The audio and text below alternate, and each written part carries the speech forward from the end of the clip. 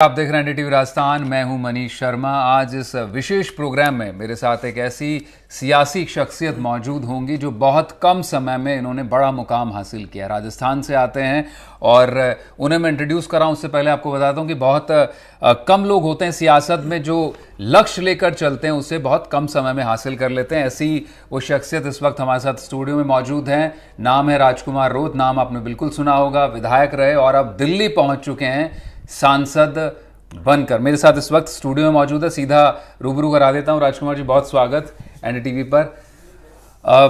Thank you.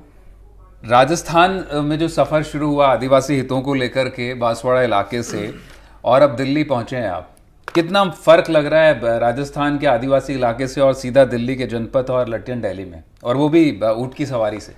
बिल्कुल, काफ़ी कुछ डिफरेंस लगा और मेरे लिए सौभाग्य की बात है। हालांकि पहले आपके चैनल के माध्यम से सारे दर्शकों को मेरी ओर से जोहार, और विशेषकर बांसवाड़ा डूंगरपुर के सारे साथियों को धन्यवाद देना चाहूँगा। आप लोगों की बदौलत ही आज मुझे आज दिल्ली में पहुँचने और आप सबके सामने रूबरू होने का अवसर मिला।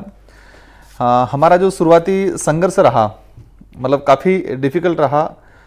पारिवारिक देखा जाए या हमारा जो गाँव का एजुकेशन का जो माहौल था, मतलब शुरुआती जो बहुत, मतलब कह सकते हैं कि वो मूलभूत सुविधाओं से भी हम लोग काफ़ी वंचित थे। मतलब सड़क वड़क पानी वानी सब चीज़ों से काफ़ी दूर थे। और पॉलिटिकली कैरियर अगर देखा जाए तो हम कॉलेज के अंदर जो एक आम युवा हर चीज़ के लिए लड़ने के लिए तैयार होता है, उसी मुहिम में हम सबसे आगे वाली लाइन में खड़े रहते थे।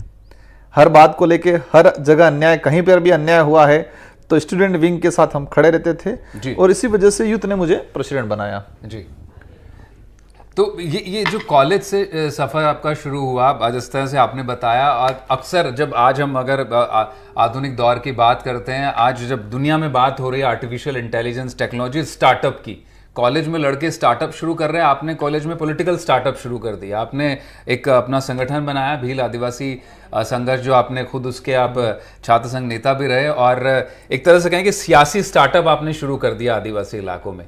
कैसी जर्नी रही और क्या जरूरत थी इसकी उस वक्त पे, क्योंकि नेता तो आदिवासी इलाकों में पहले भी रहे थे? बिल्कुल। आदिवासी इलाके के अंदर देखा जाए तो हमारा वहाँ का अगर हिस्ट्री उठा के देखा जाए तो एक बार कांग्रेस बनता है, एक बार बीजेपी, एक बार कांग्रेस, एक बार बीजेपी। मतलब आज से 10 साल पहले आम जनता को ये नहीं पता रहता था कि कांग्रेस को वोट देना है, ये समझते थे लोग, लेकिन हाथ पे देना है। कैंडिडेट कौन है, उसका नाम क्या है, वो क्या करेगा, उसका एजुकेशन क्या है, वो हमारे लिए, हमारे अधिकारों के लिए क्या करेगा, नहीं पता था। तो हम लोगों ने इस हमारे शेड्यूल एरिया के जो संवैधानिक प्रावधान थे, उन प्रावधानों को लेकर हम लड़े और लड़ने का कोशिश किया। तो लड़ने के वक्त हम जिस संगठनों में थे वहां पर हमें कहीं न कहीं बंदिश में रखा गया, तो हमने स्वतंत्र बिल प्रदेश विद्यार्थी मोर्चा बनाया और वहीं से पॉलिटिकली जर्नी शुरू हुई हमारी। अच्छा, एक बड़ी दिलचस्प बात दर्शक इस वक्त पे देख रहे हैं आपको, राजकुमार जी, ये जरूर जानना चाहेंगे, आपने जो वो पॉलिटिकल जर्नी शुरू की आपकी छात्र संघ के दौर से, और बहुत कम 1992 का आपका जन्म है, बहुत कम उम्र में आपने पिता को खो दिया। लोग अक्सर सोचते हैं घर संभालने को लेकर, खुद के परिवार को संभालने को लेकर, आपने तो पूरे समाज और आदिवासी जो कहेंगे प्रदेश को संभालने का मोर्चा संभाल लिया। ये कैसे प्रेरणा आई, ये क्या चीज़ थी जो इंस्पायर किया आपको? वो यूं देखा जाए तो मेरे खुद से प्रेरणा आई, क्योंकि मैंने जिस परिस्थितियों में मेरा जीवन गुजारा, इसमें मेरी माँ का महत्वपूर्ण योगदान रहा और हर परिस्थिति का सामना किया हमें। तो जब मैं आगे बढ़ा तो मुझे लगा कि जिन परिस्थितियों से मैं गुजरा हूँ, उन परिस्थितियों से कोई और नहीं गुजरे, उसके लिए मैं सहारा बनूं, और उसके लिए सहारा बनने के लिए मुझे लीडरशिप करनी पड़ेगी। इसी हिसाब से मैं स्टूडेंट विंग के अंदर एक सक्रियता भूमिका निभाते हुए मैं आगे बढ़ा। फीस कम करानी हो, एडमिशन कराना हो, टिकट का हो, रोडवेज का हो, सारी चीजों को लेके हम लोग लड़ते गए, और इसी वजह से लोगों ने, यूथ ने मुझे आगे किया कि नहीं, इसको आगे भेजना है। क्या क्या कठिनाई आई? क्योंकि जब अक्सर इस तरह का देखा जाता है, जब कोई भी ऑल टुगेदर एक डिफरेंट लीग ऑफ पॉलिटिक्स शुरू करता है, बाकी पार्टियां भी प्रदेश में और देश में बनी हैं, आपके एक्सपीरियंस में क्या खास बात रही कि क्योंकि जब भी इस तरह की छोटी पार्टी अपने आप में उद्भव करती है तो बड़ी पार्टियों की कोशिश रहती है कि उसे किसी ना किसी तरह या तो मिला लिया जाए या फिर उसे दबा दिया जाए। क्या इस तरह का भारत आदिवासी पार्टी के साथ में हुआ? क्योंकि भारत आदिवासी पार्टी से पहले एक और पार्टी थी आपके यहाँ पर मौजूद थी, प्रदेश में भी उसकी पकड़ थी, लेकिन एक स्प्लिट हुआ और दूसरी पार्टी इस तरह से बनकर आई। क्या इस तरह की कोशिशें हुई? क्या और कठिनाई आई आपको? और क्या मौजूदा चैलेंजेज आप अभी भी महसूस करते हैं आपकी पार्टी को लेकर? बिल्कुल स्वाभाविक है, देश की हिस्ट्री भी यही रही है कि लोकतंत्र में कोई नई क्षेत्रीय पार्टियां बनती है तो बड़ी पार्टियां उसको कहीं न कहीं दबाने का काम करती है। वो पिक्चरें हमारे साथ भी हुई।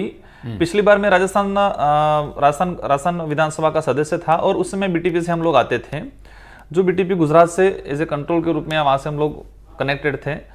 तो उस दौरान भी राजस्थान के अंदर स्थितियां बनी तो काफी प्रेशर हुआ। कांग्रेस की सरकार थी, गहलोत जी मुख्यमंत्री थे, काफी प्रेशर किया, प्रताड़ित भी किया, कई मुकदमे भी दर्ज हुए, लेकिन हम लोग टक से मस नहीं हुए। परिस्थितियों का सामना करना पड़ा हमें। 5 साल गवर्नमेंट रही, हालांकि हमने समर्थन दिया तो 2-2.5 साल हमें सपोर्ट भी मिला, लेकिन 2.5 से 3 साल तक हमें काफी मतलब कठिनाइयों का सामना करना पड़ा। काफी प्रयास हुए कि उनको सम्मिलित किया जाए, लेकिन हम जिन मुद्दों को लेके, जो इस मूवमेंट को लेके हम लोग आ रहे थे, वो मूवमेंट और वो विचारधारा समझौते वाली विचारधारा नहीं थी। हमारी विचारधारा मजबूत थी, इसलिए हम मजबूत थे और हमने इस प्रकार की किसी प्रकार के दबाव में नहीं रहे। आज भी परिस्थिति हो सकता है इधर उधर बनेगी, कई लोग चाहेंगे दबाव में, कोई प्यार से कहेगा, कोई डरा धमका के कहेगा कि हमें सम्मिलित हो जाओ, पार्टी तोड़ने की कोशिश करेंगे।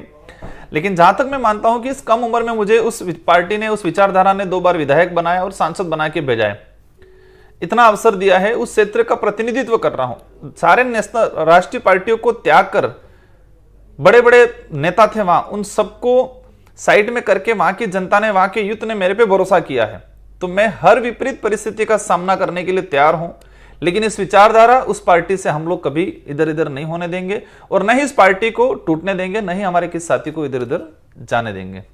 अच्छा, जब आप ये बात कहते हैं राजकुमार जी कि हम किसी को जाने नहीं देंगे, कोशिशें की गई, गहलोत सरकार का आप जिक्र कर रहे हैं, मौजूदा एस्टेब्लिशमेंट का आप जिक्र कर रहे हैं, होता है अक्सर छोटी पार्टियों को जब भी इस तरह से प्रभावी किसी इलाके में होती हैं तो कोशिशें ज़रूर होती हैं बड़ी पार्टियों की तरफ से।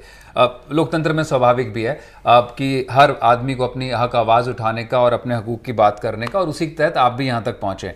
लेकिन बड़े कंफ्यूजिंग सिग्नल्स आपकी तरफ से और आपकी पार्टी की तरफ से लोगों को कई बार मिलते रहते हैं। मसलन मैं लोकसभा चुनाव की बात कर लेता हूं, उससे पहले विधानसभा में आप एक तरह से पूरी तरह इंडिपेंडेंट थे। लोकसभा चुनाव की जब बात आई तो एक अलायंस हो गया, INDI अलायंस बना, जो राजस्थान में भी था, RLP के साथ बना, CPI के साथ में, और आपकी पार्टी भी उसमें कहीं ना कहीं शरीक हो गई। आपकी तरफ से बहुत पिक्चर आज भी क्लियर नहीं है, चुनाव भी खत्म हो गए हैं, आप जीत भी गए हैं, कि आप उसके हिस्सा हैं या नहीं है, कांग्रेस के साथ में हैं या कांग्रेस के उस अलायंस के आप खिलाफ हैं। क्योंकि आप ही के नेता हमारे साथ मौजूद थे एक प्रोग्राम में, उनका कहना था कि कांग्रेस हमारे कंधे पर चढ़ गई है, हमारा कांग्रेस से कोई लेना देना नहीं है। देखो, वहां की परिस्थितियां अलग टाइप की बनी थी। हम लोगों ने तो पहले से डिसाइड कर लिया था कि हम स्वतंत्र चुनाव लड़ेंगे और स्वतंत्र ही तैयारी की थी, स्वतंत्र ही नॉमिनेशन किया था। लेकिन वहां पर पिक्चर अलग टाइप की बनी थी कि जो कांग्रेस से बड़े दिग्गज नेता के रूप में माने जाते थे कांग्रेस के हाईकमान के द्वारा, उस आदिवासी इलाके के अंदर डूंगरपुर, बांसवाड़ा, उदयपुर, प्रतापगढ़ में महेंद्रजीत सिंह मालवीय जी वो एक बड़े नेता के रूप में जाने जाते थे। और जैसे वो एकदम अचानक भाजपा में गए, उस दौरान पूरे क्षेत्र के अंदर अलग सा ही माहौल क्रिएट हुआ और कांग्रेस के हाईकमान जो कहे या बड़े लीडर कहे, उनके अंदर भी काफी कंफ्यूजन पैदा हुआ। तो हम जो गठबंधन को लेकर हमने प्रपोजल दिया था 5 सीटों का, हम 5 सीट चाह रहे थे। राजस्थान के अंदर 2 सीट, एक मध्य प्रदेश, एक गुजरात और एक हम दादरा नगर हवेली, मतलब 5 सीटें हम चाह रहे थे इंडिया अलायंस के तहत। लेकिन 5 सीटों पे बात नहीं जमी।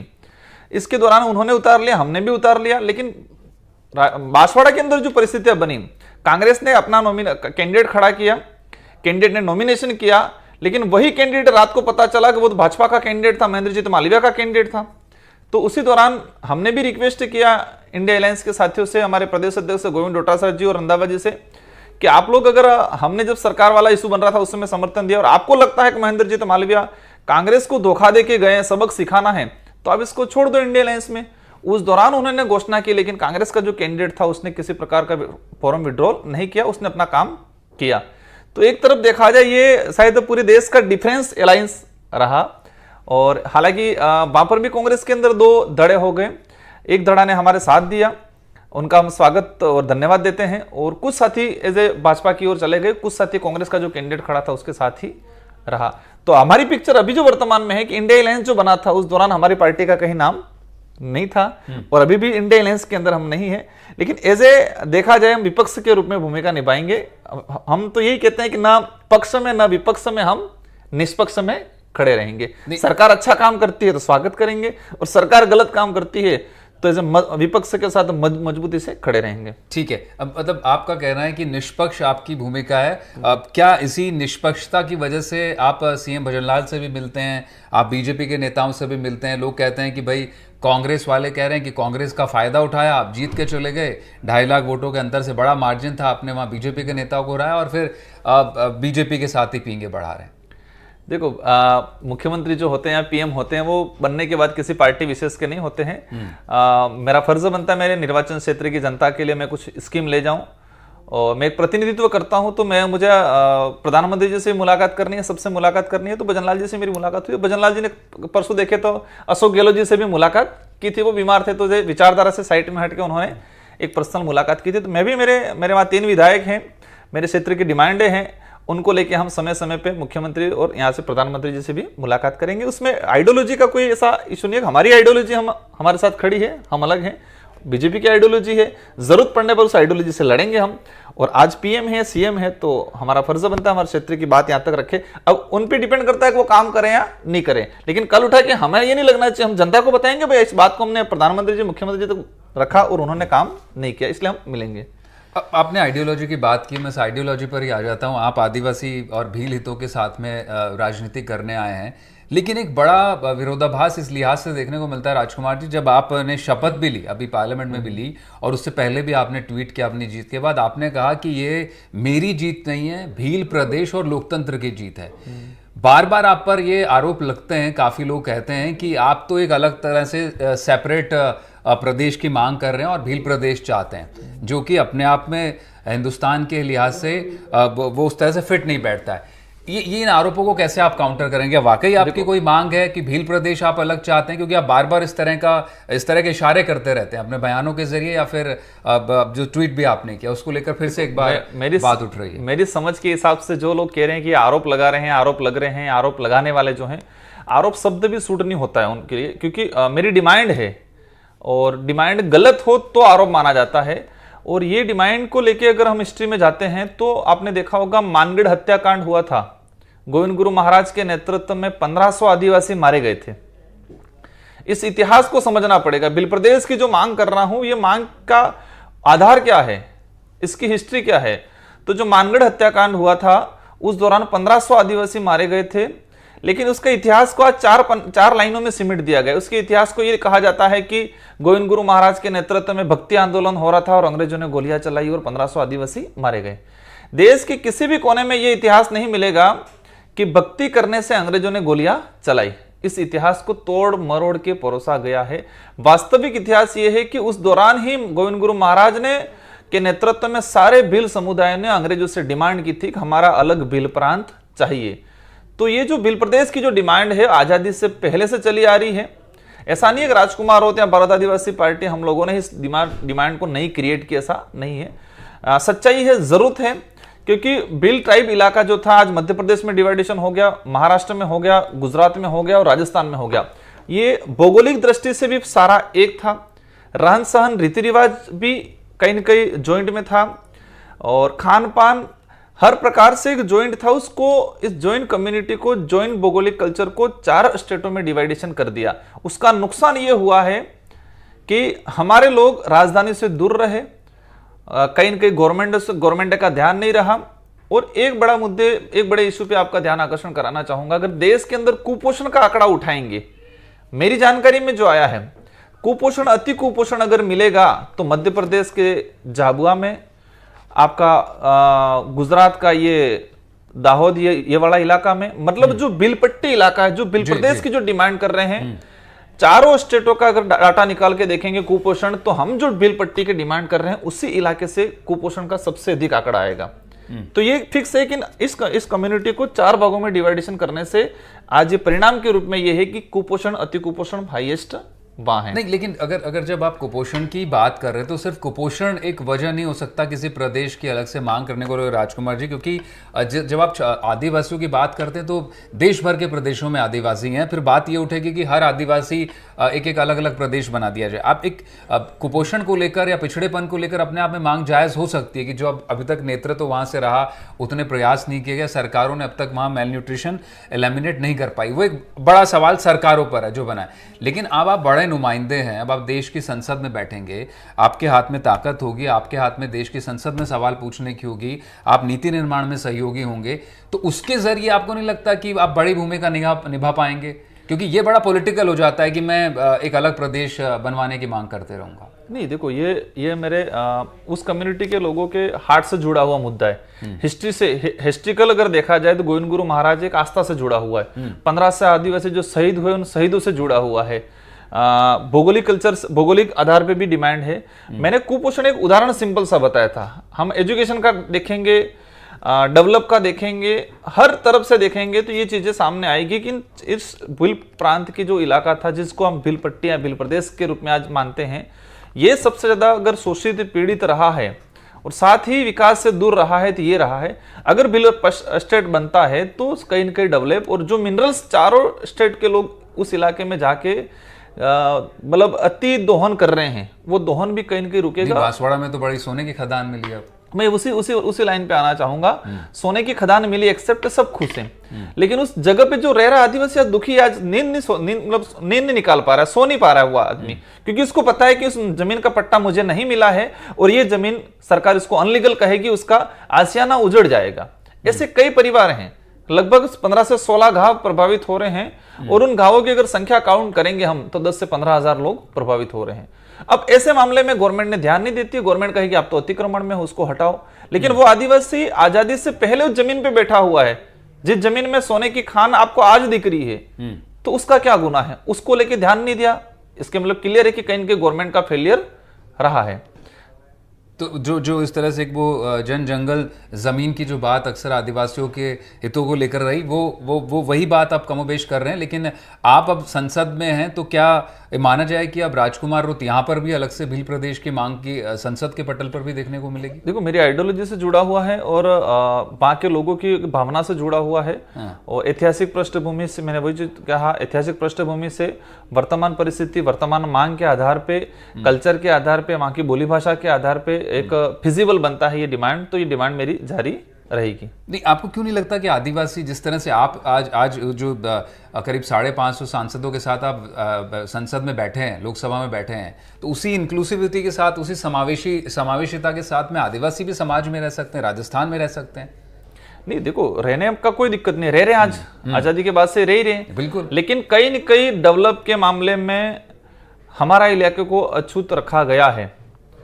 एक तो आधार ये है, दूसरा आजादी से पहले हमारे उस क्षेत्र से आने वाले जनप्रतिनिधि की कमी रही कि इस मांग को तरीके से, बाकी अगर शुरुआत से आजादी के बाद ही इस मामले को उठा दिया होता, एक सबसे बड़ा आधार था कि 1500 आदिवासी शहीद क्यों हुए। 1500 आदिवासी शहीद इसलिए हुए थे इस भील प्रांत को लेके, तो उसी समय ये भील प्रदेश बन जाना चाहिए था।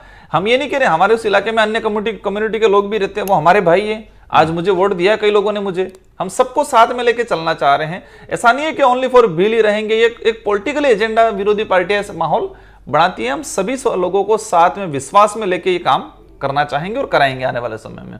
ठीक है, एक थोड़ा सा पॉलिटिकल, क्योंकि पिछले कुछ दिनों में काफ़ी चर्चाएं रही आपकी, ना सिर्फ जीत बल्कि आपके राजस्थान में नेताओं के साथ भी लेकर। शिक्षा मंत्री जो मदन दिलावर, उन्होंने कहा कि एक वो डीएनए टेस्ट की बात आ गई है कि भाई आपने कह दिया कि जो हिंदू वाले बयान को लेकर कि वो सभी हिंदू हैं देश में जो रह रहे हैं, लेकिन अगर ऐसा नहीं है तो डीएनए टेस्ट हो जाना चाहिए। उस पर कैसे आप रिएक्ट करेंगे? क्यों ऐसी बात आई, क्यों ऐसी नौबत आई कि इस तरह की बात आपको कहनी पड़ी या फिर उनकी तरफ से बयान आया? देखो, ये मदन दिलावर जी जैसे उम्र के हिसाब से बड़े हैं, पद के हिसाब से भी शिक्षा मंत्री, राजस्थान का एजुकेशन का भविष्य उनके हाथों में है, लेकिन पिछले 6 महीनों से देख रहे हैं कि वो एजुकेशन का भविष्य गर्त में जा रहा है। इशू धर्म की बात जो है, धर्म का इशू अलग है और डीएनए का इशू अलग है। डीएनए टेस्ट से किसी धर्म का आइडेंटिफाई नहीं होता, उस नस्ल का आइडेंटिफाई होता है कि वो कौन सी रेस है, कौन सी नस्ल से हैं। इशू ये, उन्होंने इस मामले को बिल्कुल गलत तरीके से और पूरे आदिवासी समुदाय पे लांच, मतलब एक गाली की तरह उन्होंने शब्द यूज किया है। और ये अवश्य मैं आज इस मंच से कहना चाहूंगा, ये भुगतना पड़ेगा। अगर वो माफी नहीं मांगते हैं या पार्टी संज्ञान में लेके अगर स्टिक होके इस पद से इस्तीफा नहीं लेती है, तो अवश्य आने वाले समय में ये चीजें बहुत मतलब बहुत जोरदार तरीके से, क्योंकि ये हो सकता है ये बात, ये उनके लोगों का आक्रोश मीडिया तक नहीं पहुंच रहा होगा, लेकिन पूरे देश के आदिवासियों के अंदर है कि आदिवासियों का डीएनए टेस्ट कराए, ये वर्ड उन्होंने यूज किया कि आदिवासी अगर हिंदू नहीं है तो उनका डीएनए टेस्ट कराएं। हाँ, रही बात ये कि आदिवासी हिंदू है या नहीं है, मैं किसी भी धर्म की आस्था पे ठेस नहीं पहुंचाना चाह रहा। अगर मैं ये कह रहा हूं कि मैं हिंदू नहीं हूं, इसका मतलब ये नहीं है कि मैं हिंदू धर्म का विरोध कर रहा हूं या हिंदू धर्म की आस्था पर ठेस पहुंचा रहा हूं। हकीकत यह है कि आदिवासी धर्म पूर्वी व्यवस्थाओं से है। आदिवासी किसी भी धर्म में नहीं आता है, ना हिंदू, ना ईसाई, ना जैन, ऑथेंटिक तरीके से। लेकिन भाजपा क्यों जबरदस्ती इसको, ये इस इशू को बना रही है, मेरे समझ में नहीं है। पॉलिटिकली फायदा लेने के लिए आदिवासियों को जबरदस्ती हिंदुत्व थोपा जा रहा है। प्यार से आदिवासी कोई भी धर्म अपनाएगा, आज भी अपना रहा है। आज भी कई लोग हिंदू धर्म को फॉलो करते हैं, कई लोग ईसाई को करते हैं, कई इलाकों के अंदर हो सकता है परिस्थिति अलग होने की वजह से जैन धर्म भी अपना रखा है। लेकिन जिस तरह से ठप्पा लगाया जा रहा है कि जो भाजपा का है वो हिंदू है या हिंदू है वही भाजपा का है, इस तरह से उल्टा लोग जो मान रहे थे वो भी आज मानने के लिए तैयार नहीं है। दो बड़े, अब आखिरी पड़ाव पर है, दो सवाल मेरे और होंगे आपसे। अब राजस्थान में भी बजट आएगा और केंद्र में भी यूनियन बजट भी आएगा, दोनों जगहों पर आपकी क्या मांग होगी बांसवाड़ा को लेकर? पहला सवाल मेरा ये है। और दूसरा ये है कि जब अब संसद में, क्योंकि जिस तरह से देखा गया है कि स्पीकर के चुनाव में भी मतदान तक की नौबत आ गई थी, विपक्ष का भी उम्मीदवार खड़ा हो गया, पहली बार इतिहास में इस तरह से देखने को मिला, विरला ही देखने को मिलता है। राजकुमार रोत किस दिशा में खड़े रहेंगे फिर अगर इस तरह के जब फैसले होंगे तब? देखो, अच्छे फैसले होंगे, देश हित के अंदर, देश हित में फैसले होंगे, ट्राइबल के उस क्षेत्र को लेकर अच्छा फैसला होगा तो हम साथ में खड़े रहेंगे। अभी तक हमारी जो स्थिति बनी रहेगी, हम निष्पक्ष रहेंगे। हालांकि इंडिया अलायंस के साथ कहीं के हमारा ऐसे संबंध रहा है, क्योंकि उन लोगों का कहीं के हमारे पे थोड़ा सहयोग रहा है, तो उस सहयोग की भावना के हिसाब से हम लोग साथ में हमारे इंडिया अलायंस की, क्योंकि जब अब स्पीकर की बैठक की बात हो या उससे पहले भी अहम बैठक हो, कहा गया कि राजकुमार रोत और उनकी पार्टी को तो बुलाया नहीं जाता इंडिया अलायंस में। हाँ, बिल्कुल सही बात है, क्योंकि इंडिया अलायंस की लिस्ट में हम लोग नहीं है। इंडिया अलायंस की लिस्ट में हम लोग नहीं है। इंडिया अलायंस जो बना उस दौरान हमारी पार्टी का नाम नहीं है, उस पर आगे विचार किया जाएगा। अभी हम लोग यही कहेंगे कि लाइन में ना पक्ष ना विपक्ष, हम निष्पक्ष खड़े रहेंगे। तो क्या मांगे होंगी अब, क्योंकि जो बजट वाला सवाल मेरा था उस पर भी मैं जवाब चाहूँगा आपसे।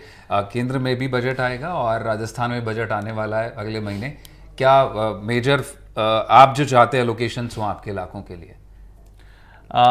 मेरा विशेष फोकस रहेगा सेंट्रल गवर्नमेंट के लिए कि मैं उस क्षेत्र के अंदर जो आदिवासी समुदाय, अधिकतर बम्बई, महाराष्ट्र और गुजरात जो पलायन हो रहा है, घर का मुखिया तो हो रहा है, लेकिन साथ में इसके पूरे परिवार को, बच्चों को लेकर पलायन हो रहा है, उस पलायन को रोका जाए। रोकने के पीछे हमें कहीं के वहाँ पर छोटा मोटा कुटीर उद्योग, रोजगार क्रिएट करना पड़ेगा।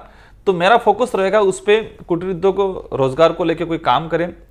इससे पहले मेरी प्रायोरिटी रहेगी कि शेड्यूल 5 के जो संवैधानिक प्रावधान हैं, उन प्रावधानों को गवर्नमेंट, हम ये नहीं कह रहे हम नया सिरे से, संविधान में जो ट्राइबल के लिए जो राइट्स हैं उसको धरातल पे इंप्लीमेंट किया जाए, ये रहेगा।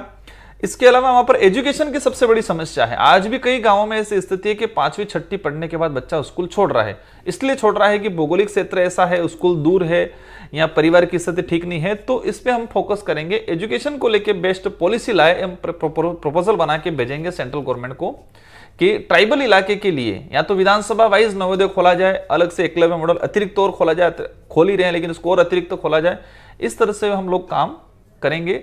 एग्रीकल्चर को लेके वहां बड़ा इशू बन रहा है। एग्रीकल्चर में काफी चीजें, और डूंगरपुर में, इस इलाके में, ये ग्रामीण इलाके में, ये तो पानी को लेके हम बड़ा, जो माही और करेणा जो बांध बना हुआ है, वहां से अलग अलग जो विधानसभा क्षेत्र एरिया जो है, सूखा इलाका है, वहां पर प्रोजेक्ट, एग्रीकल्चर के लिए प्रोजेक्ट बनाने का मेरा कोशिश रहेगा। साथ ही इसके अलावा कुपोषण को लेके, क्योंकि सबसे बड़ी समस्या है, गवर्नमेंट आंकड़ों में हालांकि बहुत कम आ रहा है, क्योंकि गवर्नमेंट भी चाहती है कि आंकड़ा ज्यादा आ जाएगा तो हम पे विरोधी खड़ा हो जाएगा, तो वो कई आंकड़ा छुपा रहे हैं। तो उस पर हम कोशिश करेंगे कि वास्तविक आंकड़े को सामने लाए और उसको लेके व्यवस्थित पैकेज तैयार करें। पैकेज अनेक तैयार होते हैं लेकिन भ्रष्टाचार के भेंट चढ़ जाते हैं, तो मैं इस बार ऐसा नहीं होने दूंगा। आखिरी सवाल मेरा जाते जाते ये होगा आपसे राजकुमार रोत साहब, क्योंकि आपकी जैसी पार्टियां, दूसरी पार्टियां भी छोटे दल उभरे हैं, देखा गया है कि कई अब नेताओं को जेल का रुख करना पड़ रहा है किस तरह के आरोप और घोटालों को लेकर। मेरा सवाल आपसे है कि अब आप राजस्थान से दिल्ली में होंगे, क्या आप सेकंड लाइन ऑफ लीडरशिप आपकी पार्टी में देखते हैं? क्या आपने उसकी तैयारी की है? क्या आप पार्टी को आगे भविष्य देखते हैं अपनी पार्टी का? क्योंकि अब आप दिल्ली में होंगे, राजस्थान में क्या रूपरेखा होगी? क्या सिर्फ राजकुमार रोती सर्वे सर्वा होंगे या फिर एक दूसरी पंक्ति आपने तैयार करना शुरू कर दी? मेरी पार्टी में, हालांकि मेरी पार्टी की जो व्यवस्था है उसमें कोई भी व्यक्ति महत्वपूर्ण नहीं है, कोई भी व्यक्ति अकेला मतलब सर्वोपरि नहीं है। हमारी व्यवस्था है पार्टी में, पार्टी का हर कार्यकर्ता महत्वपूर्ण है। रही बात राजस्थान के अंदर 3 नौजवान मजबूती से आज खड़े हैं। मेरे जैसे ही 3 विधायक हैं और बहुत जल्दी मेरी जो सीट खाली हो रही है वहां से भी एक नौजवान, कोई न कोई अच्छा आदमी आ जाएगा। और पार्टी का जो विस्तार है, हम मध्य प्रदेश, महाराष्ट्र, गुजरात और साथ ही झारखंड, उड़ीसा, बिहार और ये अपने छत्तीसगढ़, इन इलाकों में लगभग हम 10 ऐसे स्टेट टारगेट करेंगे। उन 10 स्टेटों के अंदर हम पार्टी को विस्तार करेंगे। और इस विस्तार में जो आपने कहा कि अब आपके वहाँ भी 84 में भी उपचुनाव होंगे, क्या सिर्फ आदिवासी चेहरे ही आपकी पार्टी में नेता रहेंगे या फिर कोई दूसरे तबकों से या फिर सामान्य वर्ग से भी कोई अपेक्षा कर सकता है कि बिल्कुल आपकी पार्टी में आए और ऊपर तक जाए? अभी भी हमारी पार्टी के अंदर मध्य प्रदेश से एससी के लोग भी लड़े थे, ओबीसी के लोग भी चुनाव लड़े थे। और हमारी पार्टी का जो बना हुआ है स्ट्रक्चर, उसमें लगभग सभी कम्युनिटी के लोग पार्टी पदाधिकारी हैं। लेकिन मेरी विधानसभा है, रिजर्व सीट है, तो स्वाभाविक है एसटी कैटेगरी का ही साथी हमारा आएगा। आदिवासी बाहुल्य क्षेत्र भी है और रिजर्व सीट भी है। बाकी पार्टी पदाधिकारी के अंदर सभी वर्ग के लोग हमारे जब आप एक्सपेंड करेंगे आप बाकी सीटों पर भी, आप रिजर्व सीटों के अलावा भी आप कह रहे हैं बिल्कुल बिल्कुल, तो वहां तो हर वर्ग का जिस वर्ग का रिजर्वेशन है या फिर कोई भी जिस वर्ग का बाहुल्य क्षेत्र है, जिसका जो भी वर्चस्व रहेगा उसे आदमी को हम लोग चुनाव लड़ाएंगे हमारी पार्टी से। बहुत शुक्रिया राजकुमार रोत, आपने तमाम मुद्दों पर खुलकर बात किया, वैनिटी टीवी के स्टूडियो है, बहुत बहुत शुक्रिया। तो राजकुमार रोत थे, तमाम सवालों के इन्होंने जवाब दिए, खुद के राजनीतिक करियर से लेकर आगे क्या इनकी रणनीति रहने वाली और अपने क्षेत्र के लिए दिल्ली से और राजस्थान सरकार से क्या चाहते हैं। तो फिलहाल मेरे साथ इतना ही, बाकी तमाम खबरों के लिए आप हमारे साथ बने रहे। नमस्कार।